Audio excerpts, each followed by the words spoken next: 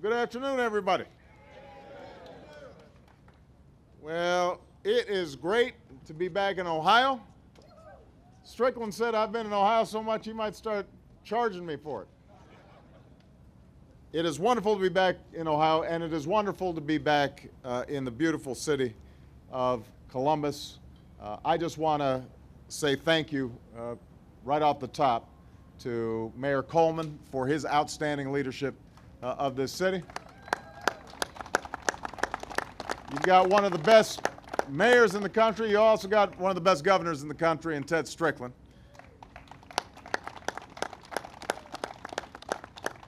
And I also want to just acknowledge that you're going to have one of the best, you already have one of the best senators in Sherrod Brown, and you're going to have another one in Lee Fisher. So we appreciate the great work that they're doing.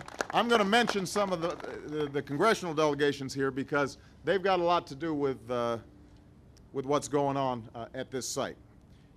My last visit here was a little over a year ago, when I came to take part in a graduation ceremony for 114, the 114th class of the Columbus police recruits. Some of you may remember that. I know the mayor does.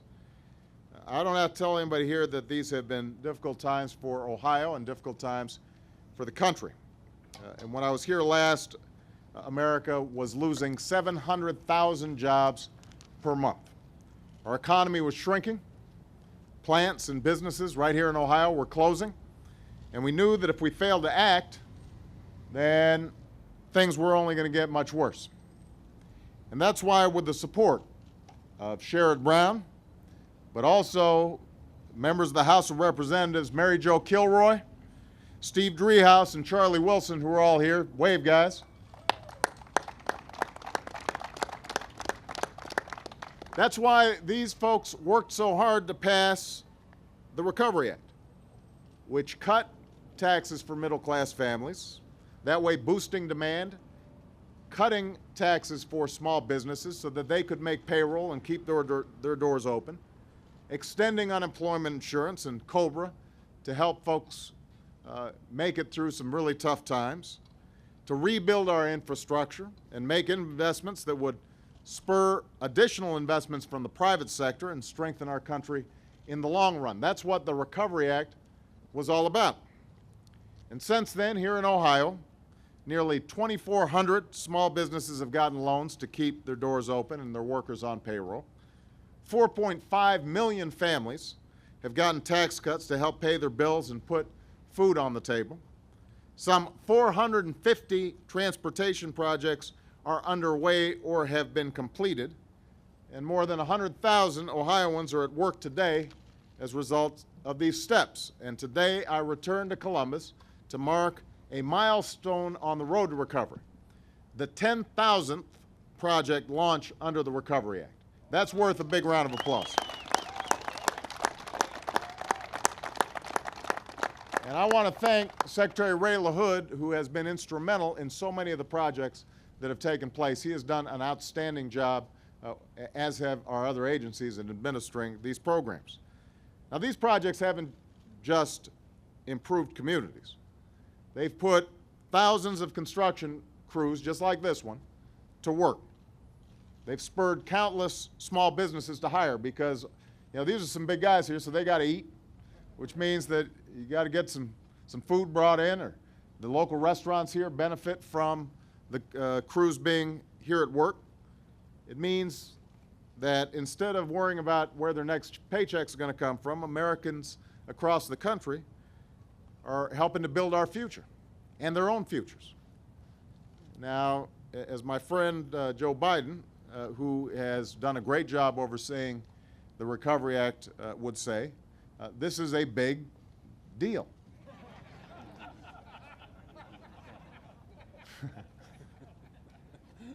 And I think it's fitting that we've reached this milestone here in this community, because what you're doing here is a perfect example of the kind of innovation and coordination and renewal that the Recovery Act is driving all across the country. A lot of people came together to make this day possible. Business and government, grassroots organizations, ordinary citizens who are committed to this city's futures. And what you're starting here is more than just a project to repair a road. It's a partnership to transform a community. Mayor Coleman was describing for me how all these pieces fit together on the way over here. So the city's using recovery dollars to rebuild the infrastructure. And because of that, in part, the hospital is expanding its operations to take even better care of more people, more children here in Columbus and throughout Ohio, which means they're hiring more people. So together, you're creating more than 2,300 new jobs and sending a powerful message that this neighborhood will soon be a place where more families can thrive, more businesses can prosper. Economic development that's being sparked today is going to continue into the future. And my understanding is because the hospital is now growing, that means they're putting money back into the neighborhood for housing and other facilities so that the entire community starts rebuilding. Ultimately, that's the purpose of the Recovery Act. Not just to jumpstart the economy and get us out of the hole that we're in right now, but to make the investments that will spur growth and spread prosperity and pay dividends to our communities for generations to come. Since I was here last year, we've begun to see progress all across the country. Businesses are beginning to hire again. Our economy, which was shrinking by 6% when I was sworn in, is now growing at a good clip. And we've added jobs for 6 out of the past 7 months in this country. We were losing 700,000 jobs a month. For the last 6 out of the last 7 months, we've increased jobs here in the United States of America, in part because of the policies that these members of Congress were willing to step up and implement. Now, I'm under no illusion that we're where we need to be yet. I know that a lot of families and communities have yet to feel the effects of the recovery in their own lives. There's still too many people here in Ohio and across the country who can't find work. Many more can't make ends meet. And for these folks, the only jobs we create that matter are the ones that provide for their families. So while the recovery may start with projects like this, it can't end here.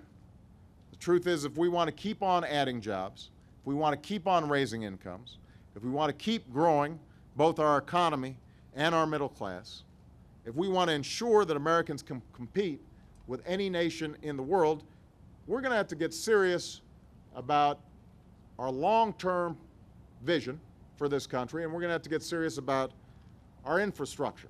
And I want to say a few words about infrastructure generally. Along with investments in healthcare and education, clean energy, and a 21st century financial system that protects consumers and our economy, rebuilding our infrastructure is one of the keys to our future prosperity. If we're going to rebuild America's economy, then we've got to rebuild America, period. From the ports and the airways that ship our goods, to the roads and the transit system that move our workers and connect cities and businesses.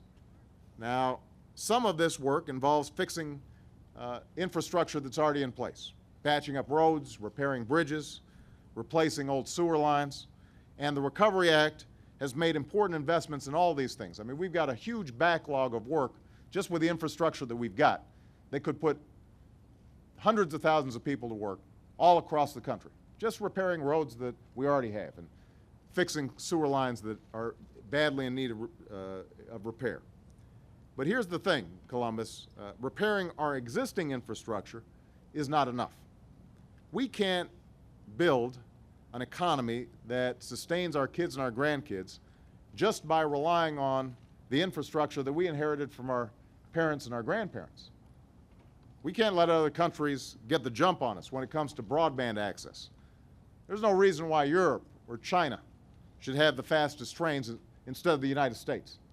There's no reason that Germany or other countries in Europe should have the newest factories that manufacture clean energy products instead of us right here in the United States.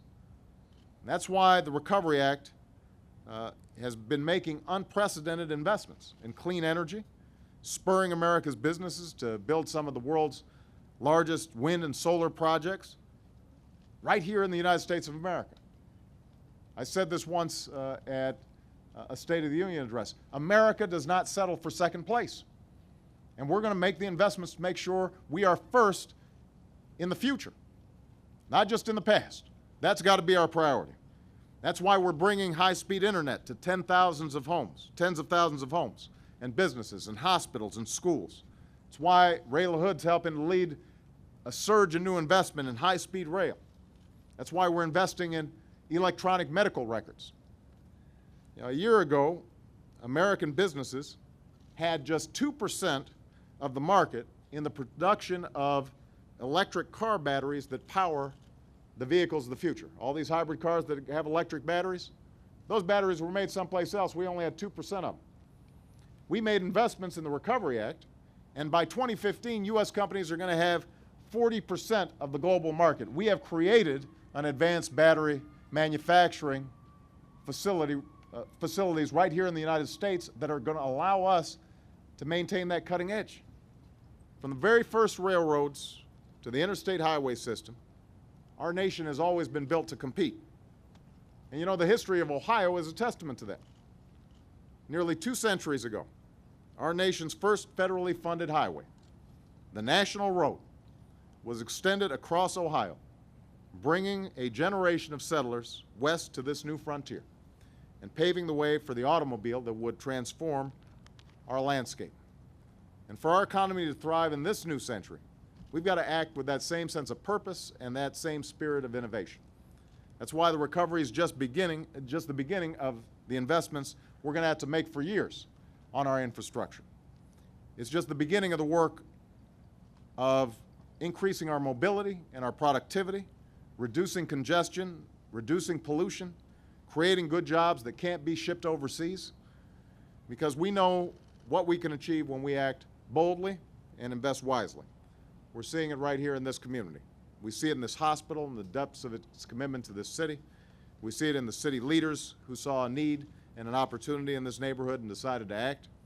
We see it in the folks right here who are ready to get to work building this road and providing for their families. And I'm confident that we'll soon see it in new families and businesses that are calling this area home. It is with that vision of a brighter future for this city and for the country that we begin this project, and I am looking forward to seeing all that you achieve in the years and months to come. So thank you, congratulations for the great work you guys are doing. God bless you, and God bless the United States of America.